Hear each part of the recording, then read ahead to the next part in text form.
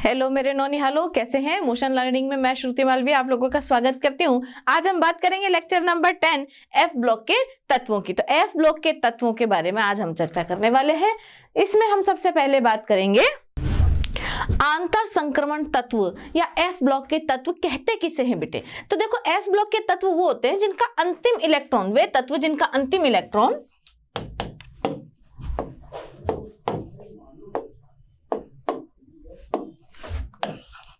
वे तत्व वे तत्व जिनका अंतिम इलेक्ट्रॉन n-2 F उपकोश में n-2 F उपकोश में भरा जाता है, एफ ब्लॉक में रखे जाते हैं। ठीक है, रखे जाते हैं। और सीधी सी बात है, एस ब्लॉक के तत्वों की जैसी परिभाषा थी, पी ब्लॉक के तत्वों की जैसी परिभाषा थी, डी ब्लॉक के तत्वों की जैसी परिभाषा थी, वैसी ही परिभाषा किनकी है? एफ ब्लॉक के तत्वों की। तो एफ ब्लॉक के तत्वों की परिभाषा क्या है कि जिनका लास्ट इलेक्ट्रॉन, अंतिम इलेक्ट्रॉन n-2 एफ उपकोश में भरा जाए, उन्हें कहाँ रखा जाता है? एफ ब्लॉक में रखा जाता है। अब जो एफ ब्लॉक के तत्व है ना बेटा, इनका एक स्पेशल नाम भी होता है ना। एफ ब्लॉक के तत्व, एफ ब्लॉक के तत्वों को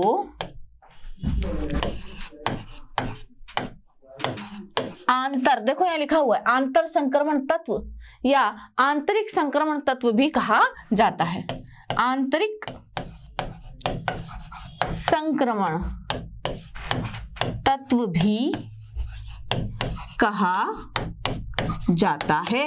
क्यों कहा जाता है बेटा? देखो उसका कारण समझिए कि जो आपके लेंथेनाइड्स और एक्टिनाइड्स यानी कि जो एफ ब्लॉक के जो तत्व हैं वो कहाँ स्थित हैं। देखिए, आपका हाइड्रोजन है ना, lithium, sodium, potassium, rubidium, caesium और फ्रोंचियम है ना, ये आपके प्रथम वर्ग के तत्व हैं। ठीक है, इसके बाद में आता है अपना द्वितीय वर्ग है ना, कौन सा? Beryllium, magnesium, calcium, strontium, barium और रेडियम। ठीक, अब इसके बाद अपनी कौन शुरू हो जाती है? ये देखो, ये दिखाई दे रहा है, रेडियम। ठीक है, इसके बाद क्या शुरू हो जाता है? अपना डी ब्लॉक शुरू हो जाता है ना। तो डी ब्लॉक के जो तत्व होते हैं वर्ग नंबर 3 से चालू होते हैं और आवर्त नंबर 4 से शुरू होते हैं, 1 2 3 4 है ना। तो यहाँ पर कैल्शियम के बाद आता है अपना कौन? स्कैंडियम। कैल्शियम के बाद आता है अपना क्या? स्कैंडियम। ठीक है, स्कैंडियम के नीचे आता है ये, और फिर आता है ये, और फिर आता है ये। तो यहां देखो आप, छठे और सातवें आवर्त में, ये कौन सा आवर्त है बच्चों? छठा आवर्त। और ये कौन सा आवर्त है? सातवां आवर्त।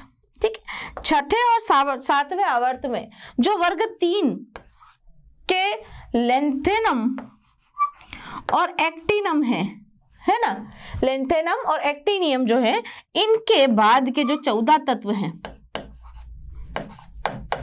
जिनका परमाणु क्रमांक जो है अपना, जिनका परमाणु क्रमांक 58 से 71,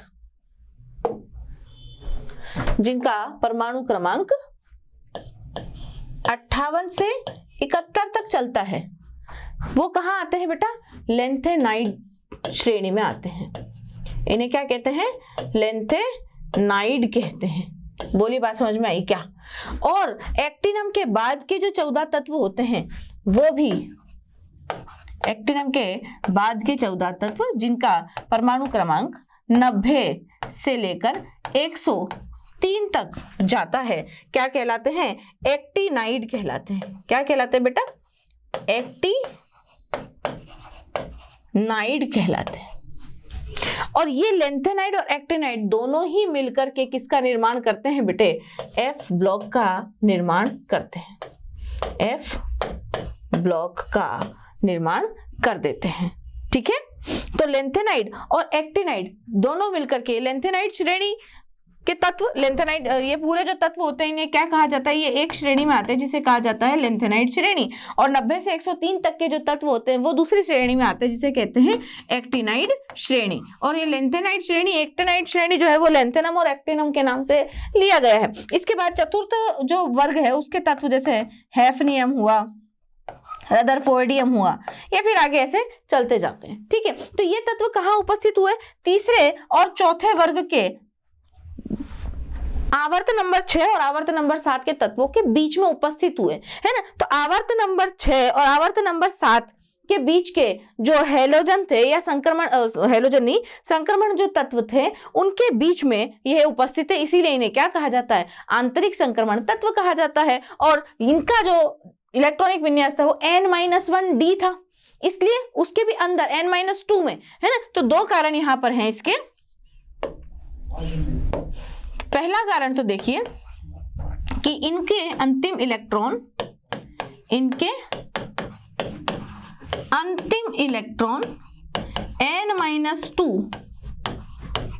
f उपकोश में, n-2 f उपकोश में भरे जाते हैं, n-2 f उपकोश में भरे जाते हैं।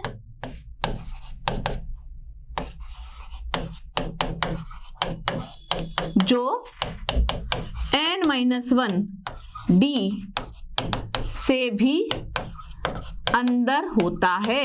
देखो पहला कारण तो यह है कि इन्हें आंतरिक संक्रमण तत्व क्यों बोलते हैं, क्योंकि संक्रमण तत्वों का जो इलेक्ट्रॉनिक विन्यास है बेटा वो क्या होता है, n-1d, यानी कि उनका अंतिम इलेक्ट्रॉन कहाँ उपस्थित होता है, n-1d में, है ना। और ये तो n-2 है, यानी कि n-1d के भी अंदर की तरफ है, तो आंतरिक संक्रमण तत्व हुआ कि नहीं। दूसरा कारण समझिए कि दूसरा कारण यह है कि ये तत्व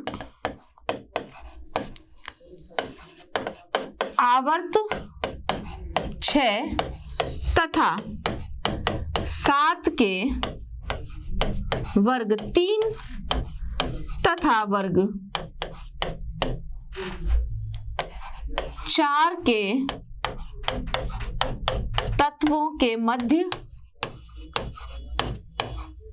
होते हैं, मध्य उपस्थित होते हैं। तो इनकी देखो स्थिति भी कैसी है कि वर्ग 3 और वर्ग 4 के जो छठे और सातवें आवर्त के जो तत्व है वर्ग 3 और 4 के, उनके बीच में उपस्थित होते हैं, तो अंदर ही उपस्थित है ना, इसलिए इनको क्या कहा जाता है बेटे, आंतरिक संक्रमण तत्व। दोबारा से समझिए कि एफ ब्लॉक के तत्व कहते हैं किसको हैं, जिनके अंतिम इलेक्ट्रॉन n-2f उपकोश में भरे जाते हैं, इसको बोलते हैं anti penultimate shell. D block के जो तत्व थे जिनका इलेक्ट्रॉनिक विन्यास n-1d में उपस्थित था, उन्हें क्या कहते थे, पेनल्टीमेट शेल। ठीक है, इसे क्या कहेंगे, एंटी पेनल्टीमेट शेल। एंटी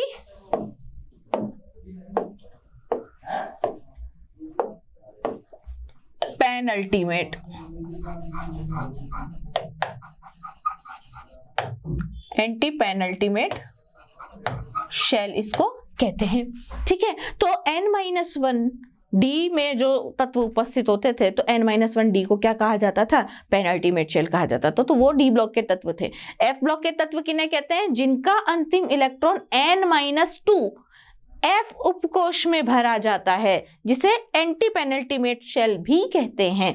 आंत्य उपांत्य जो शेल होता है उस कोश को आप एंटी पेनल्टीमेट ही याद रखो, है ना, ज्यादा हिंदी की तरफ जाना नहीं, एंटी पेनल्टीमेट भी सही माना जाएगा और हिंदी वाले भी उसको सही करेंगे। इतनी अंग्रेजी सबको आती है, साइंस वालों को इतनी अंग्रेजी आती है। तो ऐसे तत्व जिनका अंतिम इलेक्ट्रॉन n-2f उपकोश में जाता है क्या कहलाते हैं, एफ ब्लॉक के तत्व कहलाते हैं। और इन तत्वों को आंतरिक संक्रमण तत्व भी कहते हैं। क्यों कहते हैं, क्योंकि इनकी पहली बात तो स्थिति तीसरे और चौथे वर्ग के तत्वों के बीच में उपस्थित होते हैं, और तीसरे चौथे वर्ग जो है वो डी ब्लॉक के तत्व होते हैं। तो तीसरे चौथे वर्ग के बीच में उपस्थित होने की वजह से भी इनको क्या कहा जाता है, आंतरिक संक्रमण तत्व कहा जाता है। और इनका जो अंतिम इलेक्ट्रॉन है n-1d से भी अंदर भरे जाते हैं, इसलिए भी इनको आंतरिक संक्रमण तत्व कहा जाता है। ठीक है, इतनी बात समझ में है मेरे बच्चों। आगे बढ़ते हैं। देखिए बच्चों, लेंथेनाइड क्या कहलाते हैं, लेंथेनम के बाद लेंथेनम के बाद आने वाले 14 तत्व जिनका परमाणु क्रमांक 58 से 71 होता है, आने वाले 14 तत्व जिनका अंतिम इलेक्ट्रॉन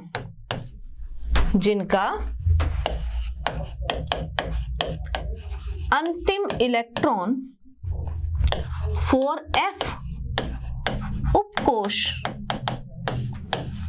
में डाला जाता है,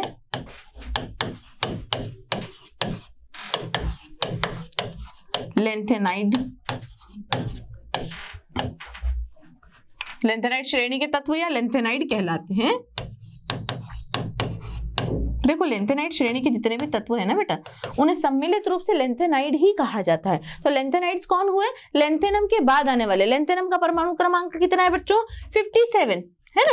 तो 57 के बाद यानी कि 58 से लेकर के 71 तक आने वाले जितने भी 14 तत्व हैं जिनका अंतिम इलेक्ट्रॉन कहाँ डाला जाता है? 4f उपकोश में डाला जाता है, सब के सब क्या कहलाते हैं बच्चों? लेंथेनाइड कहलाते हैं। ठीक है, ये लेंथेनाइड श्रेणी के कहलाते हैं। अब लेंथेनाइड जो श्रेणी है, इस लेंथेनाइड श्रेणी के तत्वों के साथ में जो आपका यूट्रियम, ये देखें, यूट्रियम तथा लेंथेनम, इन तत्वों के साथ समानता दर्शाते हैं। ऐसा क्यों है कि लेंथेनाइड श्रेणी के जो तत्व हैं उनके साथ में ये जो डी ब्लॉक के तत्व हैं, है ना, ये डी ब्लॉक के तत्व होने के बावजूद भी ये लेंथेनाइड श्रेणी यानी कि एफ ब्लॉक के तत्वों के साथ में समानता दर्शाते हैं। इसका कारण क्या है? क्योंकि इनकी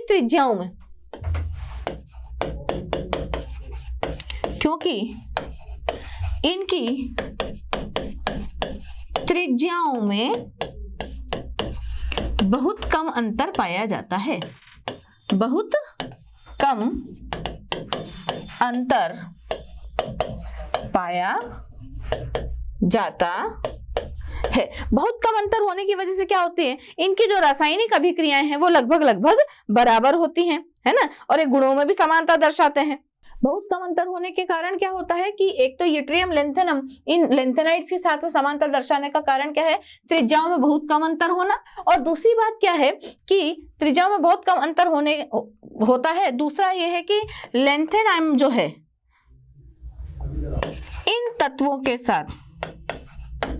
तत्वों के खनिजों में भी उपस्थित होता है, खनिजों में भी उपस्थित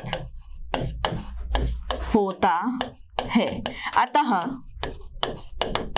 ये गुणों में भी समानता प्रदर्शित करते हैं। गुणों में भी समानता प्रदर्शित करते हैं। मतलब क्या है कि लेंथेनम और यूट्रियम जो कि डी ब्लॉक के तत्व हैं, डी ब्लॉक के तत्व होने के बावजूद भी ये लेंथेनाइड श्रेणी के जितने भी खनिज है ना बेटा, वहां उपस्थित होते हैं। क्यों? क्योंकि इनका जो साइज होता है, इनका जो आकार होता है वो लगभग बराबर होता है। दूसरा, इनके गुणों में ये समानता प्रदर्शित करते हैं। किनके साथ में? लेंथेनाइड्स के साथ में, यानी कि 58 से लेकर के 71 तक के जितने भी तत्व हैं उनके साथ में गुणों में समानता प्रदर्शित करते हैं। तो गुणों में समानता होने की वजह से ये इनके खनिजों में भी उपस्थित होते हैं। तो इसलिए यूट्रियम तथा लेंथेनम जो है डी ब्लॉक के तत्व होने के बावजूद भी कहां पाए जाते हैं? लेंथेनाइड श्रेणी के तत्वों के खनिजों में ये उपस्थित होते हैं। आगे बात करते हैं, चलो आगे इसी में बात कर लेते हैं। इसी में एक चीज और मैं आप लोगों को बता दूं कि लेंथेनाइड जो होते हैं ना बेटा, इन्हें दुर्लभ मृदा धातुएं भी कहा जाता है। मैं यहां लिख देती हूँ नीचे,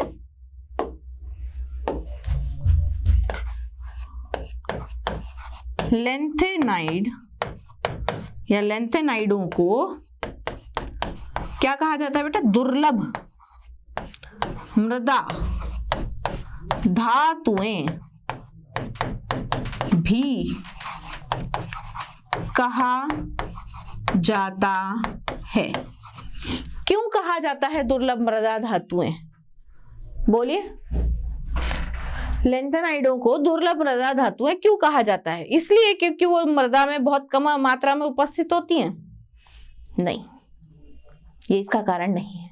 देखिए, लेंथेनाइडों को दुर्लभ मृदा धातुएं इसलिए कहा जाए, यहाँ पर मृदा का मतलब जो अर्थ है ना वो नहीं है, मृदा मतलब ये धूल मिट्टी वगैरह नहीं है, है ना। मृदा का मतलब है यहाँ पर ऑक्साइड, ठीक है। तो ऑक्साइड, केमिस्ट्री में मृदा का मतलब ऑक्साइड होता है। मैंने आपको बोला हुआ है पहले भी कि केमिस्ट्री में हर चीज अलग चलती है, आप केमिस्ट्री को एक निराला सब्जेक्ट मान करके पढ़िए, है ना। तो ये थोड़ी नॉलेज वाली चीज है बेटा। मृदा का मतलब केमिस्ट्री में होता है ऑक्साइड, ठीक है। जैसे आपने वो 9th क्लास में याद करो, पीछे जाओ थोड़ा सा, है ना। 9th क्लास में फर्स्ट चैप्टर जो था साइंस की बुक में, है ना, उसमें आपने मैग्नीशियम का रिबन जलाया था, एक एक्टिविटी थी। एनसीईआरटी की किताब में नहीं हो तो आज जाकर के अपने छोटे भाई बहनों की किताब देखिएगा। तो साइंस में जो केमिस्ट्री का पहला ही चैप्टर था उसमें आप देखिए कि 1.1 नाम की एक एक्टिविटी थी जिसमें आप मोमबत्ती के सामने एक मैग्नीशियम का रिबन लेके जाते थे। कुछ कुछ बच्चों को याद भी आ रहा होगा, मुझे पता है अच्छी तरीके से। तो मैग्नीशियम का रिबन जब लेके जाते थे तो क्या बन जाता था, वो मैग्नीशियम जो है चमकती हुई ज्वाला के साथ में जलता था और उसकी राख बन जाती थी और वहां लिखा होता था MgO, यानी कि उसकी क्या बन गई, राख बन गई, मृदा बन गई, मैग्नीशियम का ऑक्साइड बन गया, ठीक है। तो ऑक्साइड जो भी होता है वो क्या कहलाता है, मृदा कहलाता है। कहां, केमिस्ट्री में। तो दुर्लभ मृदा धातुएं इसलिए कहा जाता है क्योंकि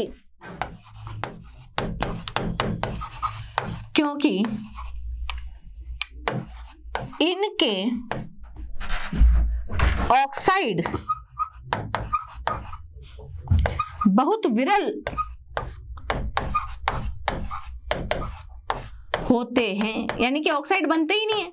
तो दुर्लभ ही हुए ना, जिनके ऑक्साइड ही नहीं बनते, बहुत दुर्लभ या बहुत रेयरली जिनके ऑक्साइड बनते हैं वो रेयर अर्थ मेटल्स कहलाती हैं या दुर्लभ मृदा धातुएं कहलाती हैं। जिनके जो ऑक्साइड है वो उपस्थित ही नहीं हो वो क्या कहलाएंगे, दुर्लभ मृदा धातुएं कहलाएंगी, ठीक है। तो अब लेंथेनाइड्स के बारे में हम लोगों ने क्या क्या पढ़ा, 14 तत्व लेंथेनियम के बाद आने वाले जिनका परमाणु क्रमांक 58 से 71 तक जाता है वो क्या कहलाते हैं, और जिनका अंतिम इलेक्ट्रॉन 4f उपकोष में उपस्थित होता है क्या कहलाते हैं, लेंथेनाइड कहलाते हैं। इन्हें दुर्लभ मृदा धातुएं भी कहते हैं। दुर्लभ मृदा धातुएं क्यों कहते हैं, क्योंकि इनके ऑक्साइड जो है वो विरल होते हैं। विरल मतलब बहुत विरले ही उपस्थित होते हैं, ठीक है। यूट्रियम और लेंथेनम, देखो ये दो तत्व जो हैं डी ब्लॉक के तत्व हैं, फिर भी इनके साथ में समानता दर्शाते हैं। क्यों, क्योंकि इनकी त्रिज्याओं में बहुत कम अंतर पाया जाता है और ये गुणों में भी समानता प्रदर्शित करते हैं, गुणों में भी समानता प्रदर्शित करते हैं, इसीलिए इनके खनिजों में भी उपस्थित होते हैं, ठीक है।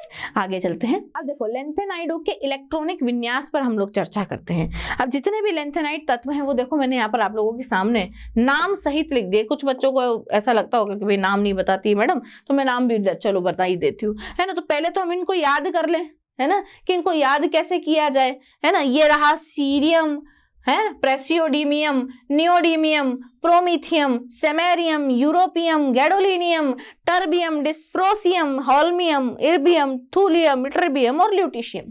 ये 14 तत्व जो है यहाँ पर 1 2 3 4 5 6 7 और साथ ही उधर 7 और 7 हो गए 14। ये 14 तत्व जो हैं वो कहाँ आते हैं बेटे, लेंथेनाइड श्रेणी के तत्व कहलाते हैं, ठीक है। अब इन लेंथेनाइड श्रेणी के जो तत्व होते हैं इनके इलेक्ट्रॉनिक विन्यास पर भी हम चर्चा कर लेते हैं। तो इलेक्ट्रॉनिक विन्यास पर चर्चा करने के पहले मैं इन लोगों को याद करने की ट्रिक बता दूं मैं आपको। सीई से हम लिख देते सीमा और इसको लिख देते पार। सीमा पार ना दो प्रधानमंत्री यानी कि पीएम, प्रधानमंत्री को प्राइम मिनिस्टर, पीएम बोलते हैं ना, प्रधानमंत्री पीएम का सामान बड़ा कॉन्फिडेंशियल सामान होता है भाई, है ना।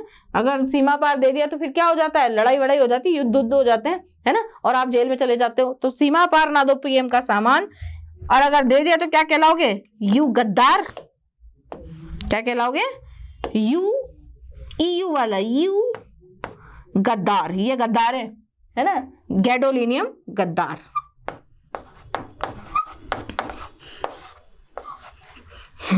क्या, सीमा पार ना दो पीएम का सामान यू गद्दार। अगर दे दिया तो क्या होगा, तबाही। तबाही डायरेक्ट होगी, DIRECT, डायरेक्ट लिख दिया मैंने अंग्रेजी वाला, है ना। तबाही डायरेक्ट होगी और तुम्हें यहां बहुत जूते पड़ेंगे। और अरे तुम यहां बहुत लूटोगे। है ना, जनता भी जूते मारेगी, सेना भी नहीं छोड़ेगी, सब मारेंगे, है ना। तो सीएम का सामान, पीएम का सामान कभी भी सीमा पार नहीं देना। तो क्या है ट्रिक? सीमा पार ना दो पीएम का सामान, यू गद्दार, तबाही डायरेक्ट होगी, अरे तुम यहाँ बहुत लूटोगे। ठीक है, ये तो हो गई इनकी ट्रिक याद करने की, एक छोटा सा डायलॉग है। अब यहाँ पर बात आती है इसके इलेक्ट्रॉनिक विन्यास की। तो देखो इसका इलेक्ट्रॉनिक विन्यास बहुत इंपॉर्टेंट है बेटा। इलेक्ट्रॉनिक विन्यास वैसे भी संजीवनी बूटी का काम करता है हमारी इनऑर्गेनिक केमिस्ट्री के लिए। और दूसरी बात यह है कि यहाँ पर इलेक्ट्रॉनिक विन्यास पे से डायरेक्ट क्वेश्चन आ जाता है ना। और कब यहाँ से आता है, गैडोलिनियम का पूछ लेते हैं, है ना, इटरबियम का पूछ लेते हैं, टीबी का पूछ लेते हैं, और सीरियम का पूछ लेते हैं, है ना। तो आप लोगों से यहाँ से डायरेक्ट क्वेश्चन पे पूछ लेते हैं कि निम्न में से गैडोलिनियम का सही इलेक्ट्रॉनिक विन्यास है, ऐसा करके कुछ पूछ लेते हैं वो, है ना। तो अपने एनसीईआरटी के लिए भी आवश्यक है और अपने कॉम्पिटिटिव्स के लिए भी इसका इलेक्ट्रॉनिक विन्यास आवश्यक है। अब देखो मैंने आप लोगों को इलेक्ट्रॉनिक विन्यास लिखना कैसे सिखाया है। मैंने क्या सिखाया कि बच्चों जो भी एलिमेंट जिस आवर्त का हो, तो बताइए मुझे कि सारे के सारे तत्व किस आवर्त के हैं। पहले बात तो आवर्त बताइए मुझे, कौन से आवर्त के तत्व हैं ये सभी। अगर आवर्त देखा जाए लेंथेनाइड सीरीज के एलिमेंट्स का, तो बताओ लेंथेनाइड कहाँ उपस्थित होते हैं? लेंथेनम के बाद में, है ना। तो लेंथेनम कौन से आवर्त का तत्व है? लेंथेनम छठे आवर्त का तत्व है बेटा, ठीक है। और लेंथेनम के बाद आने वाले 14 तत्व जो लेंथेनम और हैफनियम के बीच में उपस्थित होते हैं, तो इनका जो वर्ग हुआ ना बेटा, वो वर्ग भी तीसरा ही माना जाएगा। वर्ग 3 के और आवर्त नंबर 6 के तत्व होते हैं, ठीक है। क्योंकि वर्ग जो 3 का जो लेंथेनम है उसकी बात तो आ रहे हैं, वर्ग चौथे में तो हैफनियम उपस्थित है, तो ये भी सब किसमें माने जाएंगे? वर्ग नंबर 3 के ही तत्व माने जाएंगे, ठीक है। पूरी की पूरी आवर्त सारणी में 2 बंदर है, एक लेंथेनम नाम का बंदर है और एक्टिनम नाम का बंदर है। तो बंदर जहां बैठेगा अपनी पूंछ भी तो वहीं रखेगा। तो लेंथेनम नाम के बंदर की पूंछ को लेंथेनाइड कहते हैं, एक्टिनम नाम के बंदर की पूंछ को एक्टिनाइड श्रेणी कहते हैं। तो लेंथेनाइड श्रेणी यानी कि लेंथेनम की पूंछ उसी कमरे में रहेगी ना जहां पर वो खुद बैठेगा, है ना। ऐसा तो नहीं होता कि बंदर इस कमरे में बैठा हो और पूंछ जो है वो तीसरे नंबर के कमरे में रखी के आया हो।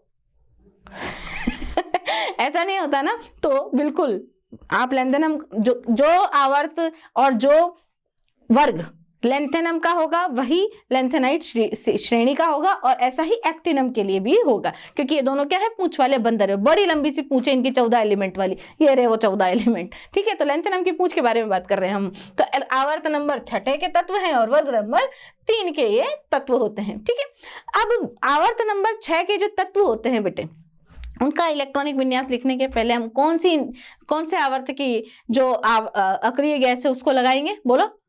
हम क्या करते हैं, जिस आवर्त का तत्व होता है उससे एक कम वाली क्या लगा देते हैं? इनर्ट गैस लगा देते हैं। कौन से पीरियड की लगाएंगे? फिर हम 5th पीरियड की लगाएंगे, क्योंकि ये 6th पीरियड के एलिमेंट्स हैं, है ना। तो 5th पीरियड की यानी कि 5वें आवर्त की तत्व लगाएंगे, 5वें आवर्त की अक्रिय गैस लगाएंगे। कौन सी लगाएंगे? Helium, neon, argon, krypton, xenon. कब सबके सब में कौन सी गैस लगेगी? जीनॉन। इसमें भी जीनॉन, इसमें भी जीनॉन, इसमें भी जीनॉन, क्योंकि सब के सब एक ही आवर्त और वर्ग के तत्व हैं, है ना। तो सब में कौन सी गैस पाई जाएगी? जीनॉन लिखेंगे हम इलेक्ट्रॉनिक विन्यास लिखने के लिए। ये लीजिए हमने जीनॉन लिख दिया, क्योंकि मैं अभी सामान्य इलेक्ट्रॉनिक विन्यास आप लोगों को बता रही हूँ। जीनॉन, ये लीजिए जी जीनॉन, और इसका भी जीनॉन, ठीक है। जीनॉन के बाद आएंगे ये सभी तत्व। अब जीनॉन के बाद में क्या? जीनॉन के बाद में छठा आवर्त, है ना। अब छठा आवर्त का जो ये तत्व है, छठे आवर्त के जो तत्व होते हैं, उनका अंतिम इलेक्ट्रॉन, उनका जो लास्ट जो होता है वो 6s होता है। बोलो 6s होता है ना बेटा। 6s 6s 6s 6s 6s, और ये भी 6s 6s 6s, यानी कि बाह्यतम कोश जो होता है वो छठा होता है। तो बाह्यतम कोश में 6s जो है वो पूरा भरा हुआ होता है कि नहीं होता है? 6s, ये भी 6s 6s और 6s। अब ये n शेल है ना, ये n के पहले कौन सा आता है, n-1 आता है, यानी कि 5d, n-1d है ना, और इसके भी अंदर कहाँ 4f में ये उपस्थित होते हैं, इसलिए 4f। तो जनरल कॉन्फ़िगरेशन या सामान्य इलेक्ट्रॉनिक विन्यास क्या हो गया, ज़ीनॉन 4f 5d 6s। ठीक है, तो सभी में ज़ीनॉन 4f 5d, सभी में ये लिखेंगे xenon 4f 5d, xenon 4f 5d इसका सामान्य इलेक्ट्रॉनिक विन्यास हो गया, xenon 4f 5d, xenon 4f 5d, xenon 4f 5d, इधर भी ज़ीनॉन 4f 5d, इधर भी xenon 4f 5d, xenon 4f 5d। बोलते चलो मेरे साथ में, याद होता चला जाएगा। लेंथेनाइड का सामान्य इलेक्ट्रॉनिक विन्यास ज़ीनॉन 4f 5d, लेंथेनाइड का सामान्य इलेक्ट्रॉनिक विन्यास ज़ीनॉन 4f 5d, लेंथेनाइड्स का सामान्य इलेक्ट्रॉनिक विन्यास ज़ीनॉन 4f 5d। ठीक, ज़ीनॉन 4f 5d 6s हमने लिख करके काम खत्म कर दिया। तो अब मैं सामान्य इलेक्ट्रॉनिक विन्यास जरा यहां भी लिख दूं, क्या होता है, ज़ीनॉन 4f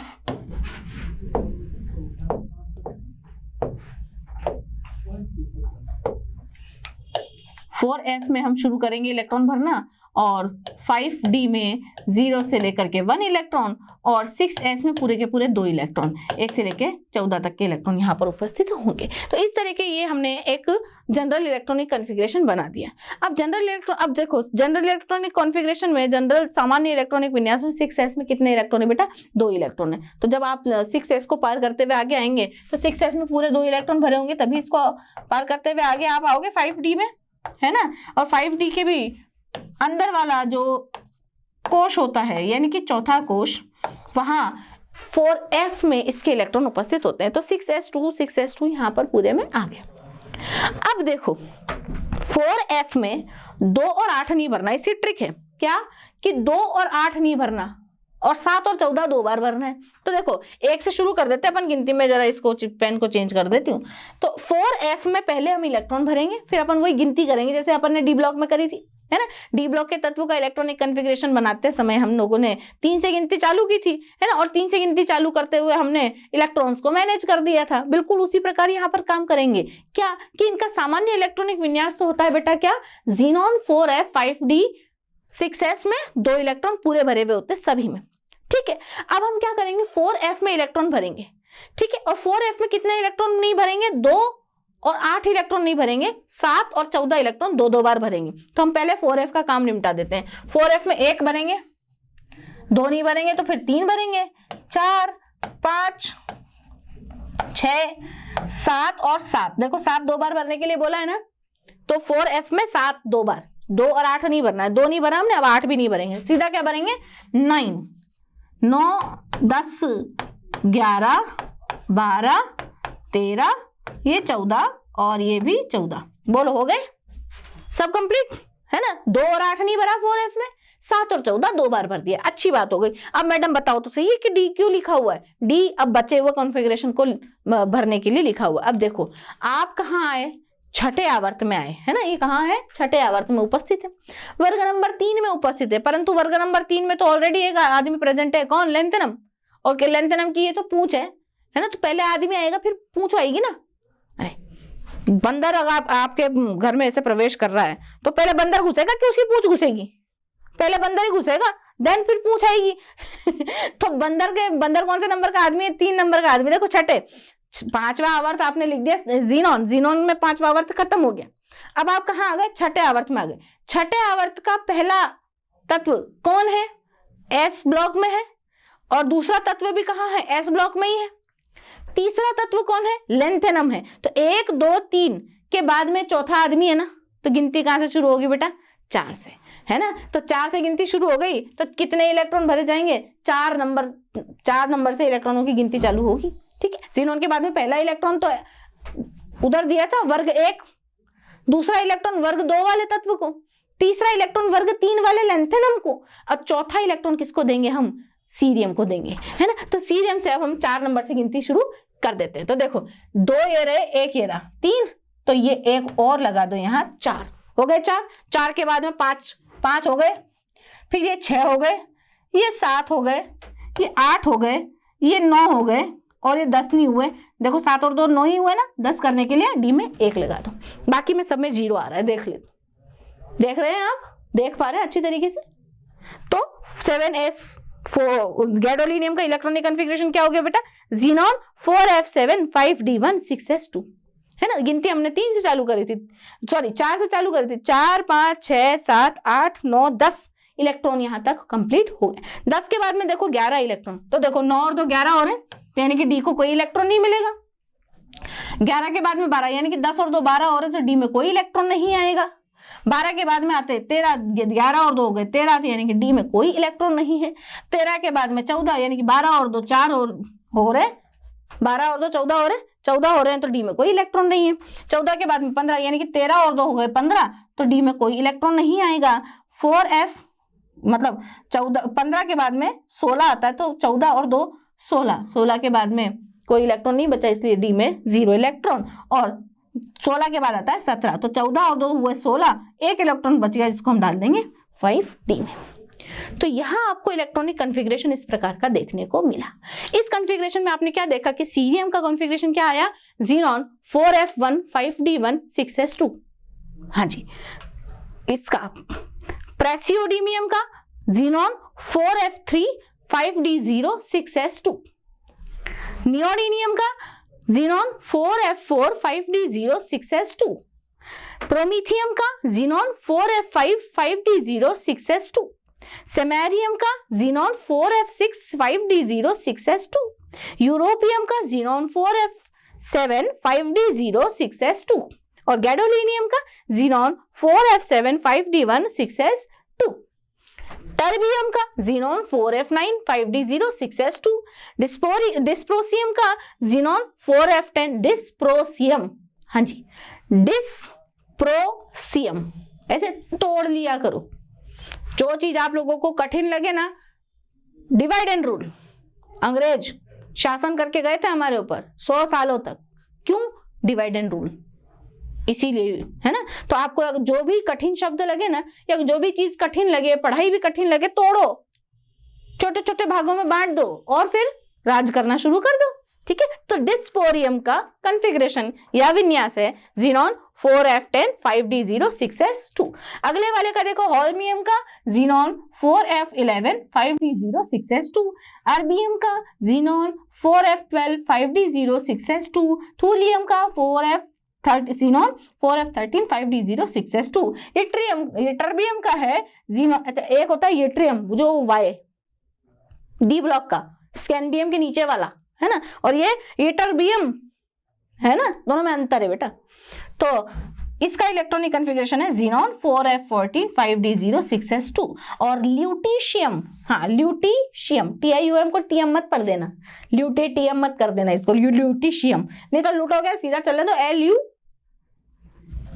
अब वो LU को आप मर्जी बड़े जोर नाम से बोल सकते हो। तो इसका कॉन्फ़िगरेशन है ज़ीनॉन 4f14 5d10 और 6s2। तो यहाँ पर इलेक्ट्रॉनिक कॉन्फ़िगरेशन कैसे बनाया, उसकी पूरी ट्रिक के बारे में मैंने आप लोगों को बताया, उसके पूरे के पूरे विन्यास के बारे में आप अच्छी तरीके से समझ चुके हैं, ठीक है। एक बार फिर रिवाइज करवा देती हूँ, ज़ीनॉन 4f 5d और 6s, ठीक है, ये हमारा सामान्य इलेक्ट्रॉनिक विन्यास है। क्यों है, क्योंकि छठे आवर्त के तत्व हैं। छठे आवर्त के तत्व का इलेक्ट्रॉनिक विन्यास लिखने के पहले हमें क्या लगानी है, पांचवें आवर्त की गैस जो कि थी ज़ीनॉन। पांचवें आवर्त की गैस लगाने के बाद में हमें पता है कि ये हमारा छठा आवर्त है, तो 6s के n-1 d फिर n-2 f, ये हमने किया और हमने इस तरीके से इलेक्ट्रॉनिक विन्यास बनाया, जिसमें हमने 2 और 8 नहीं भरा, 2 8 नहीं भरना,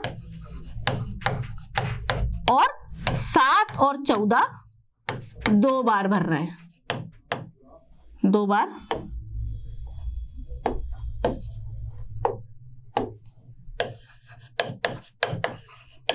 फोर एफ में 2 और 8 नहीं भरना है, 7 और 14 2 बार भरना है। बोलो बात समझ में आ गई क्या? केवल इस ट्रिक का यूज करते हुए हम लोगों ने इतना मुश्किल इलेक्ट्रॉनिक विन्यास बना डाला। अब मेरे को नहीं लगता कि मेरा कोई भी बच्चा इस चीज को भूलेगा, ठीक है। देख लीजिए अच्छी तरह से। अब इनकी विशेषताओं के बारे में बात करेंगे बेटा कि लेंथेनाइडों के इलेक्ट्रॉनिक विन्यास की विशेषताएं क्या है, कि ऐसा क्यों है कि लेंथेनाइड सीरीज के जो इलेक्ट्रॉनिक विन्यास हैं वो इतने ज्यादा इंपॉर्टेंट है ना। तो एक एक करके हम इनकी विशेषताओं के बारे में बात करते चलते हैं। तो पहली ही बात हम करेंगे कि लेंथेनाइड जो है वो कौन से आवर्त के तत्व है बेटा, छठे आवर्त के तत्व है ना। तो इनका सामान्य इलेक्ट्रॉनिक विन्यास, पहली बात हम सामान्य इलेक्ट्रॉनिक विन्यास से शुरू कर देते हैं कि लेंथेनाइडों का सामान्य इलेक्ट्रॉनिक विन्यास, लेंथेनाइडों को LN से भी लिखा जाता है। आप पूरा का पूरा लेंथेनाइड ना लिखना चाहें तो LN लिख करके भी काम चला सकते हैं, LN, ठीक है। साइंस में वैसे भी जब हम डॉक्टर बन जाओगे, कुछ कुछ बच्चे डॉक्टर बनेंगे तो पूरा थोड़ी लिखेंगे कि कोई आया कि डॉक्टर साहब मेरी लेफ्ट जो पैर है उसमें फ्रैक्चर हो गया है ना, मेरे पैर की हड्डी टूट गई है, तो आप मेरे को ट्रीट करो, है ना। तो डॉक्टर क्या लिखेगा, जाओ पहले एक्सरे करा के आओ, है ना। तो पर्चे पे वो लिखेगा कि पूरा थोड़ी लिखेगा फ्रैक्चर इन लेफ्ट लेग, ऐसा पूरा थोड़ी लिखने बैठेगा। डॉक्टर है भाई, ऐसे डॉक्टर के पास कौन जाएगा, तुम तो नहीं जाओगे, मैं भी नहीं जाऊंगी ऐसे डॉक्टर के पास। ऐसा डॉक्टर ऐसे नहीं लिखेगा, डॉक्टर क्या लिखेगा, सीधा फ्रैक्चर इन लेफ्ट लेग, बस। देखो इसको फ्रैक्चर बोलते हैं, हाँ फ्रैक्चर को ऐसे डिनोट करते हैं, हैश साइन है। जो हैशटैग चल रहा है ना तुम्हारा आजकल, वो हैशटैग नहीं, वो फ्रैक्चर है, हड्डी तोड़ने वाला, हड्डी तोड़। जब साइंस में आप फ्रैक्चर को शॉर्ट फॉर्म में लिखते हो ना बेटा, तो हैशटैग लगा करके लिखते हो। ये हैशटैग का मतलब होता है fracture in left leg, LL, है ना। तो वो समझ जाता है जो भी फ्रैक्चर करने, अच्छा ये लिखा हुआ है ना। तो ऐसे डॉक्टर के पास नहीं जाते, ऐसे डॉक्टर के पास जाते हैं। तो लेंथेनाइड ऐसे लिखा करो, ऐसे पूरा लिखने की जरूरत नहीं। अच्छा ऐसी कोई बात नहीं है, ऐसे कोई बात नहीं है कि अगर आपने लेंथेनाइड पूरा भी लिख दिया तो भी गलत नहीं है ना। लेंथेनाइड पूरा लिख दिया तो भी गलत नहीं है, बट साइंस वाले हैं, थोड़ी सी तो दिखाओ, है ना। भीड़ में अलग नजर आना है ना, ऐसे तो आओगे। तो लेंथेनाइड का सामान्य इलेक्ट्रॉनिक विन्यास क्या होता है भाई, xenon 4f 5d 6s2, xenon 5d में 0 से 1 इलेक्ट्रॉन और 4f में 1 से लेकर के 14 इलेक्ट्रॉन अभी अपन ने भरे थे, है ना, होता है। बोलो यही होता है इसका सामान्य इलेक्ट्रॉनिक विन्यास, पहली बात, है ना। दूसरी बात करते हैं, अब देखो लेंथेनाइड कौन से आवर्त का तत्व है, कि कौन से आवर्त के तत्व होते हैं भाई, लेंथेनाइड छठे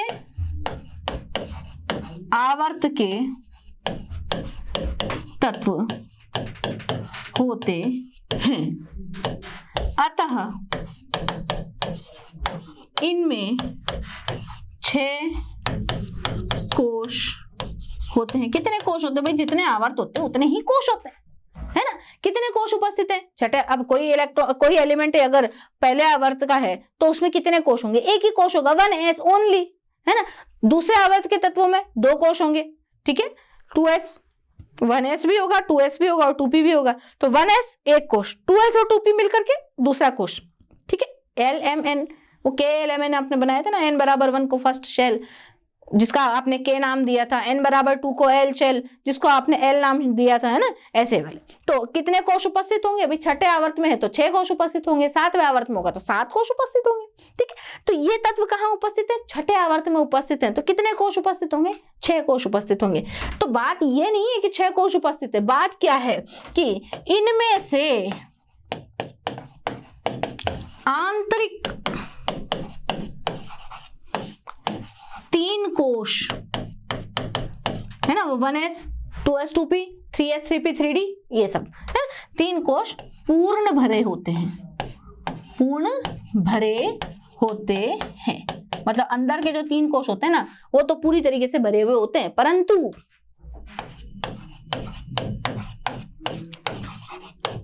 बाह्य 3 कोश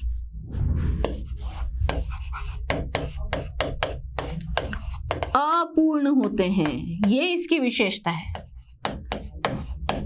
मतलब छठे आवर्त के तत्व हैं तो 6 कोश तो होंगे ही, परंतु वो विशेषता नहीं है। विशेषता क्या है कि अंदर के जो 3 कोश हैं वो तो पूरे भरे हुए, उनमें सारे के सारे इलेक्ट्रॉन भरे हुए होंगे, परंतु बाह्य 3 कोश जो होंगे ना उनके इलेक्ट्रॉन अपूर्ण होंगे। देखो 6 में केवल 6s में ही है, 6p 6d ये नहीं दिया है ना। 5d देख लो, 5d में 0 से 1 ही इलेक्ट्रॉन उपस्थित है, और 4f में तो एक शुरू ही कर रहे हैं अभी अपन, है ना। तो अंदर के जो 3 कोश होते हैं वो तो पूर्ण भरे हुए होते हैं, परंतु बाह्य 3 कोश जो होते हैं वो कैसे होते हैं बच्चों, अपूर्ण होते हैं। ठीक है, अब अपूर्ण होते हैं तो अब तीसरी बात करते हैं, है ना। पहली बात तो हमने क्या करी, सामान्य इलेक्ट्रॉनिक विन्यास ये। दूसरी बात हमने करी लेंथेनॉइड छठे आवर्त के तत्व हैं, छठे आवर्त के तत्व में 6 कोश उपस्थित होंगे, 6 कोश में से अंदर के 3 कोश पूरे भरे हुए होंगे, बाहर के 3 कोश अपूर्ण होंगे। ठीक है, अब बात करेंगे कि भाई आपने देखा थोड़ी देर पहले अपन ने देखा था कि इसमें हमने 2 इलेक्ट्रॉन और 8 इलेक्ट्रॉन नहीं भरे थे इलेक्ट्रॉनिक विन्यास लिखते समय, है ना। तो वो 2 इलेक्ट्रॉन में से जो एक कम किया था, है ना, 2 की जगह पे 3 भरा था ना, तो एक इलेक्ट्रॉन कहाँ एडजस्ट किया था अपन ने, 5d में एडजस्ट किया था। तो जरा इनके n+l के मान देख लेते हैं। तो देखो 4f के n+l के मान, n+l का मान देखो, 4f के लिए n की वैल्यू होगी 4 और l के लिए f की वैल्यू कितनी होगी, spdf। मैं तो ऐसे ही गिनती हूँ, कैसे, spdf। अपने पास 4 होते हैं, गिनती कहाँ से शुरू कर देंगे, 0 से, 0 1 2 3, तो l कितना होता है f के लिए 3, तो टोटल कितना आया बेटा 7, 4 और 3 7 होता है।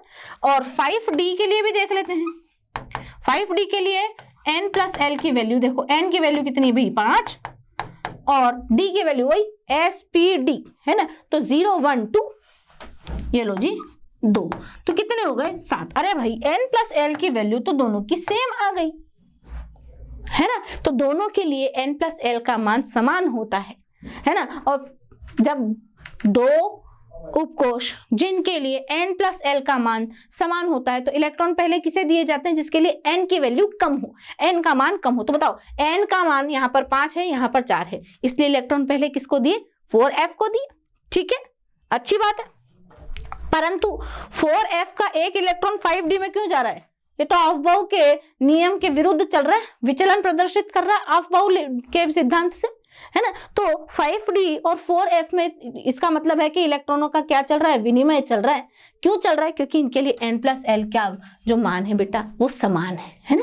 तो n+l, तो मैं यहाँ लिख देती हूँ 4f तथा 5d के n+l का मान समान होने के कारण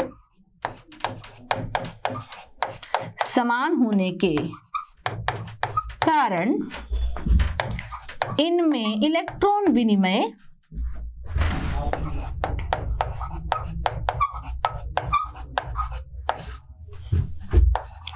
आसानी से हो जाता है।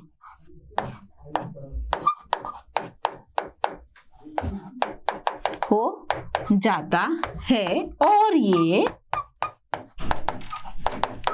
अफबाउ सिद्धांत से विचलन दर्शाते हैं। मतलब क्या हो रहा है कि 4f और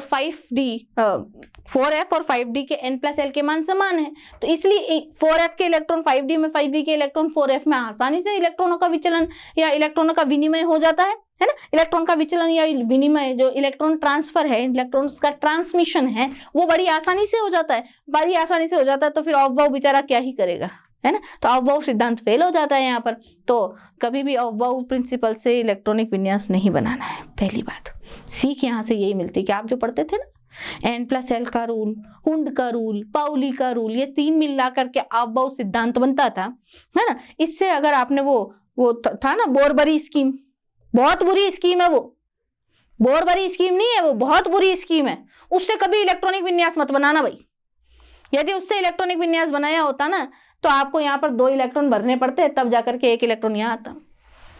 उससे इलेक्ट्रॉनिक विन्यास कभी सही नहीं बनेगा बेटा, वो ट्रिक बिल्कुल गलत है। अपनी वाली ट्रिक फॉलो करना, ठीक है।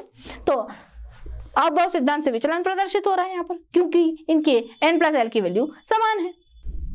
अब अगली विशेषता पर बात करते हैं। अगली विशेषता क्या है बेटा, देखो मैंने इसके पहले आपको कितनी 3 विशेषताएं बताई हैं। देखिए आपने लेंथेनम का इलेक्ट्रॉनिक विन्यास देखा है ना। लेंथेनम का इलेक्ट्रॉनिक विन्यास देखिए, लेंथेनम का इलेक्ट्रॉनिक विन्यास क्या है बेटा, वही है ज़ीनॉन 6s2 और 5d।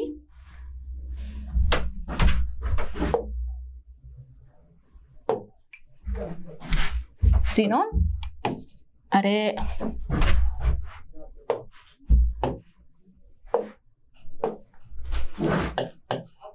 (5d1) बोलो, लेंथेनम का यही विन्यास है। तो लेंथेनम के विन्यास में 5d में इलेक्ट्रॉन पहले क्यों गया भाई, 4f में जाना चाहिए था। आपके दिमाग में भी बात आ रही होगी भाई 4f और 5d की जो ऊर्जाएं हैं वो बराबर है, n+l के मान बराबर है, परंतु 4f में इलेक्ट्रॉन पहले हमने इसलिए डाला था क्योंकि n की वैल्यू कम थी। तो यहाँ भी 5 के पहले 4 आ रहा है ना, उसमें इलेक्ट्रॉन जाना चाहिए था। तो आपके दिमाग में ये चीज आनी चाहिए क्या कि भाई लेंथेनम का भी एक इलेक्ट्रॉन जो है वो 4f में जाना चाहिए, 5d में क्यों आया। तो इसका कारण समझिए कि लेंथेनम का इलेक्ट्रॉनिक विन्यास ये है, इसमें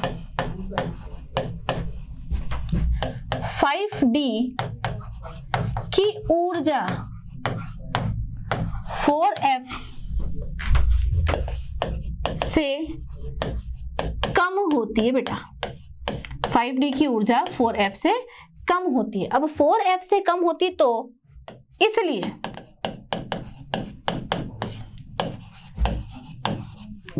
एक इलेक्ट्रॉन, या इसलिए इलेक्ट्रॉन पहले 5d में भरा जाता है, यानी कि इलेक्ट्रॉन को पहले कहां देंगे, 5d में देंगे। ठीक है, जैसे ही 5d में एक इलेक्ट्रॉन हो जाता है, तो जैसे ही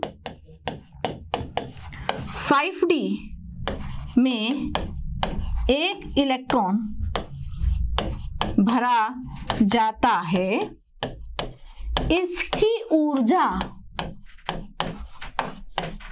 4f से अधिक हो जाती है, 4f से अधिक हो जाती है। यानी कि जब तक 5d और 4f 0 थे, है ना, 0 पे जब थे, कोई इलेक्ट्रॉन इनमें नहीं भरा हुआ था, तो 5d की ऊर्जा कम थी। इसलिए जब एक इलेक्ट्रॉन 5d में डाल दिया, जिसमें ऊर्जा कम होती है उसी में इलेक्ट्रॉन डालते हैं, है ना। तो 5d की ऊर्जा 4f से कम है बेटा। तो 5d की ऊर्जा 4f से कम होने की वजह से ही लेंथेनम का जो इलेक्ट्रॉनिक विन्यास वो है 5d1 और 6s2। 4f में इलेक्ट्रॉन नहीं गया उस टाइम पे, परंतु जैसे ही 5d में एक इलेक्ट्रॉन चला जाता है, 4f की ऊर्जा जो है वो 5d से कम हो जाती है। यानी कि जैसे ही 5d में एक इलेक्ट्रॉन भरा जाता है, इसकी ऊर्जा 4f से अधिक हो जाती है। अतः अब इलेक्ट्रॉन 4f में भरे जाते हैं। मतलब जब 5d में एक इलेक्ट्रॉन भर दिया जाएगा तो उसकी ऊर्जा 4f से अधिक हो जाएगी। तो अब कम ऊर्जा वाला 4f जो ऑर्बिटल है, 4f जो उपकोश है, उसकी ऊर्जा कम हो जाती है। उसकी ऊर्जा कम हो जाती है तो सीरियम से लेकर के अब जो लेंथेनाइट सीरीज के एलिमेंट्स हैं उनमें इलेक्ट्रॉन कन्फिग्रेशन बनाते समय अब इलेक्ट्रॉन कहां डाला जाएगा, 4f में डाला जाएगा, न कि 5d में। ठीक है। और एक और इंपॉर्टेंट बात हम यहां पर करेंगे। अब आप बोलोगे मैडम फिर अब यहाँ पे तो हमें दिक्कत हो गई। दिक्कत क्या हुई कि भाई गैडोलिनियम तथा ल्यूटीशियम, आपने बोला मैडम 5d में एक इलेक्ट्रॉन आने के बाद में इसकी ऊर्जा कम हो गई, परंतु गैडोलिनियम और ल्यूटीशियम में तो कुछ अलग ही देखने को मिल रहा है। तो देखिए गैडोलियम तथा ल्यूटीशियम का अंतिम इलेक्ट्रॉन कहां डाला जा रहा है, 5d में डाला जाता है।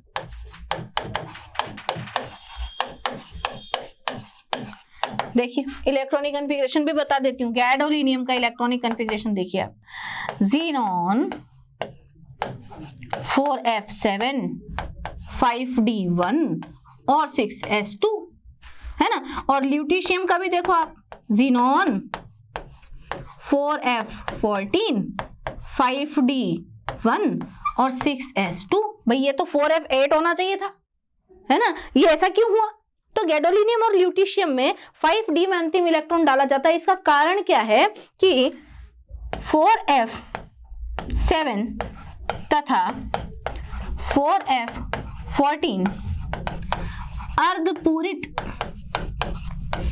व पूर्णपूरित उपकोष होने के कारण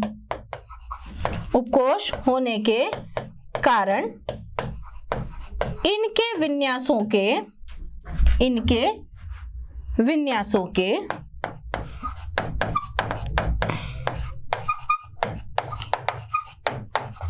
स्थायित्व के कारण अंतिम इलेक्ट्रॉन 5d में भरा जाता है। अरे भाई सारा का सारा काम किस पर चल रहा है? ऊर्जा के ऊपर चल रहा है। तो ऊर्जा में देखो क्या क्या काम चल रहा है कि गैडोलिनियम और ल्यूटीशियम। भाई लेंथेनम में 4f और 5d की ऊर्जा में से 5d की ऊर्जा कम थी, इसलिए पहला इलेक्ट्रॉन किस में डाला? 5d में डाला। अब 5d में जैसे ही एक इलेक्ट्रॉन गया उसकी ऊर्जा ज्यादा हो गई, 4f की ऊर्जा कम रह गई। अब अगले इलेक्ट्रॉन कहां डाले जाएंगे? 4f में डाले जाएंगे, ना कि 5d में। तो 4f में जब इलेक्ट्रॉन डालते जाएंगे तो फिर एक विन्यास आएगा 5 4f7 और 4f14। अब ये तो स्थायी विन्यास है बेटा, स्थायी विन्यासों का जो स्थायित्व होता है वो ज्यादा होता है, यानी कि ऊर्जा कम होती है। तो अब अंतिम इलेक्ट्रॉन कहां डाला जाएगा? 5d में डाला जाएगा। ठीक है, तो इलेक्ट्रॉनिक विन्यास की जितनी भी बातें थी वो मैं यहाँ पर आप लोगों को बताया, आप इसका रिवीजन कीजिएगा। ठीक है, तो बच्चों इस लेक्चर में आप लोगों ने पढ़ा लेंथेनाइड्स क्या होते हैं, लेंथेनाइडों के इलेक्ट्रॉनिक विन्यास क्या होते हैं, उनकी विशेषताएं क्या होती हैं, इन सभी के बारे में मैंने आप लोगों को बहुत अच्छी तरीके से पढ़ाने की कोशिश की है। होप आप लोगों को सबको समझ में आया होगा। एक बार आप इलेक्ट्रॉनिक कॉन्फ़िगरेशन पर जरूर ध्यान दीजिएगा, क्योंकि इलेक्ट्रॉनिक कॉन्फ़िगरेशन यहाँ पर बहुत जरूरी चीज है, क्योंकि आगे आने वाले जितने भी टॉपिक्स है ना बेटा, वो इलेक्ट्रॉनिक कॉन्फ़िगरेशन यानी कि इलेक्ट्रॉनिक विन्यास से ही सॉल्व होंगे। आपको पता ही है इलेक्ट्रॉनिक विन्यास कैसे लिखना है। सामान्य इलेक्ट्रॉनिक विन्यास जो लेंथेनाइड्स का है वो क्या है? Xenon 4f 5d 6s2। ठीक है, और 4f में 2 और 8 नहीं भरना है, 7 और 14 दो बार भरना है। और गिनती कहां से चालू करनी है? 4 से चालू करनी है। डिटेल में आपको मैं पूरा अच्छी तरीके से बता चुकी हूं। तो आपको क्या करना है? कुछ नहीं करना है। आपको इलेक्ट्रॉनिक विन्यास जो है वो एक बार अच्छे तरीके से उसको बना करके 2 बार अपने जो रफ नोटबुक होती है ना उसमें बना करके देख लेना है। आपका पूरा का पूरा लेंथेनॉइड्स, पूरा का पूरा एक्टिनॉइड्स वगैरह सब इलेक्ट्रॉनिक विन्यास से ही सॉल्व हो जाएंगे। ठीक है, तो आज के लिए इतना ही। मैं श्रुति मलवी आप लोगों को धन्यवाद देती हूँ। नमस्ते। आशा करता हूं हमारे टॉप एजुकेटर का यह लेक्चर आपको पसंद आया होगा। अगर पसंद आया है तो वीडियो को लाइक करिए, चैनल को सब्सक्राइब करिए और शेयर भी करिए, क्योंकि ज्ञान बांटने से बढ़ता है और सही बताऊं तो पुण्य भी मिलता है। मुझे सुनने के लिए बहुत बहुत धन्यवाद। Thank you.